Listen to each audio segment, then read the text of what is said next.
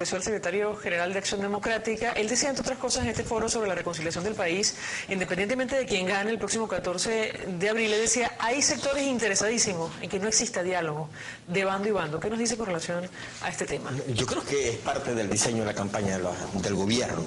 Yo creo que el gobierno le interesa seguir con el país polarizado, pues.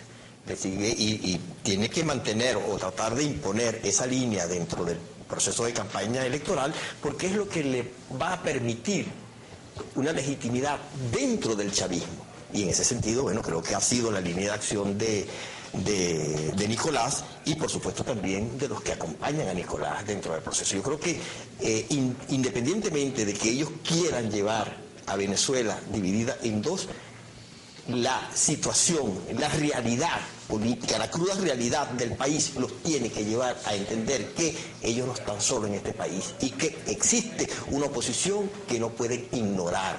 No pueden ignorar porque tiene acciones muy concretas y tiene además el 50% del resto del país. Eso es en el supuesto negado que ocurra, bueno, un desenlace electoral diferente al que yo por lo menos creo que va a ocurrir. No podemos decir nada de eso, pero es parte del análisis que podamos hacer.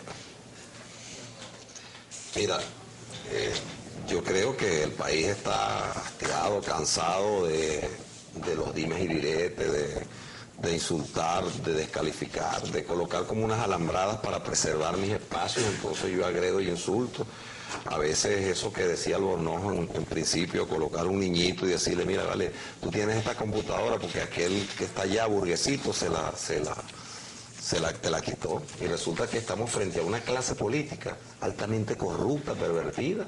No es el chavismo abajo es sano, es bueno, es gente pobre, humilde, que creyó en un sueño y una esperanza. A ellos les decimos, vengan con nosotros todos, porque necesariamente cualquier rumbo que el país pueda tener, el rumbo más importante es que nos mantengamos unidos.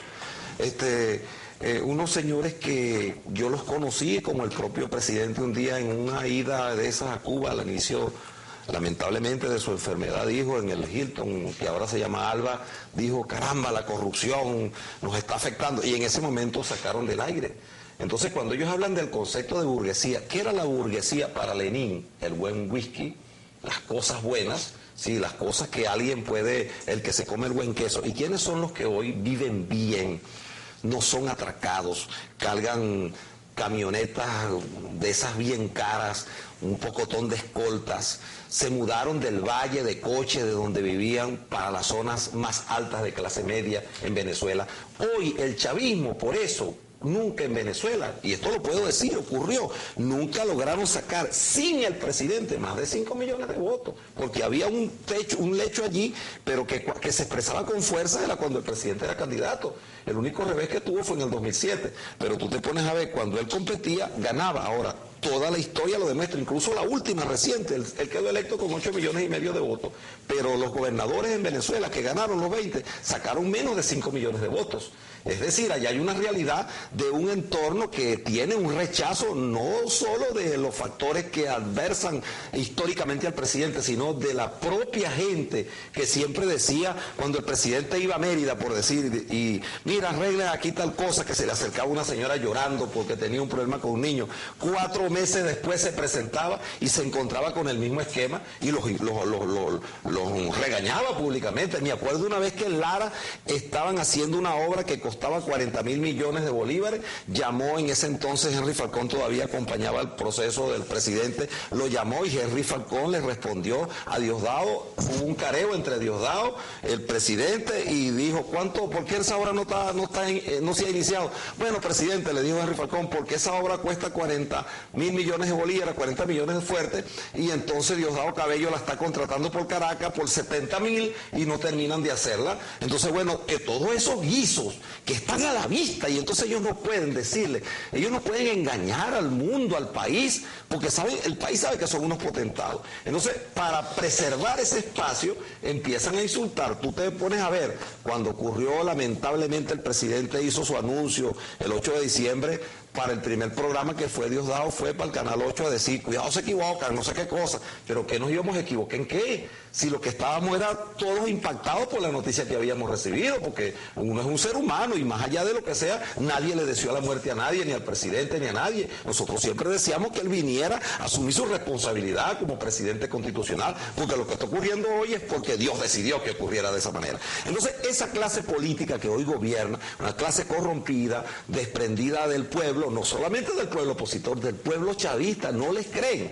Ahora, nosotros necesitamos que ese pueblo chavista, el pueblo que se ha opuesto al presidente, nos encontremos. ¿O es que acaso cuando el hospital JM de Los Ríos no hay reactivo para hacerle radioterapia a los niños, afecta solo a uno, los afecta a todos? O el hospital de los Magallanes de Katia, o que la autopista regional del centro esté totalmente deteriorada, o que no se haya terminado el ferrocarril, o que el metro de Caracas no sirve. ¿Quiénes son los que se montan allí? Se monta la gente del pueblo, la gente que está con el gobierno y que está con la oposición. Así es que la unidad del pueblo también pasa porque el país sienta que ese chorrón, como decía mi abuela, de petróleo que ha entrado de ese dineral, se ha también puesto en servicios, en obras al país para que los ciudadanos venezolanos sintamos que hay un gobierno que se preocupa por la gente. Algunos, el tema de Cuba.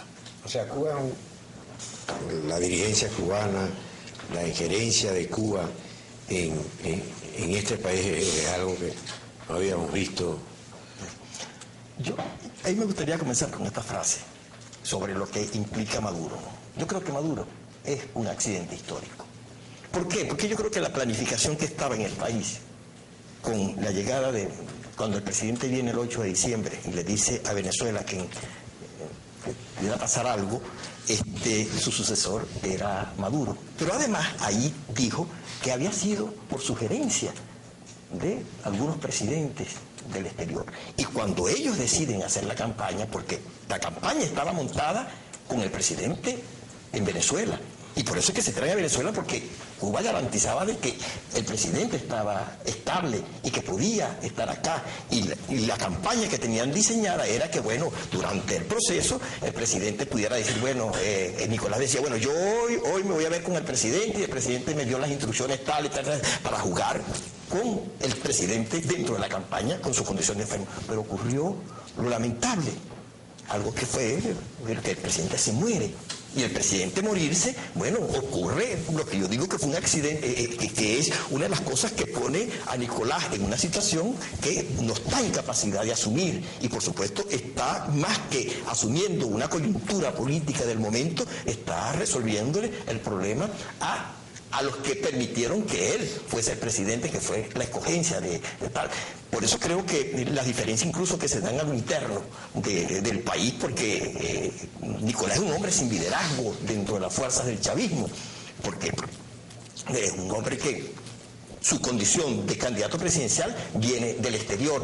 En cambio, yo creo que ahí la pelea con Diosdado es una pelea fuerte, porque Diosdado sí tiene el poder real dentro del chavismo. Bueno, seguiremos observando, vamos... La historia continúa. Hay que ir a votar. Hay que ir a votar.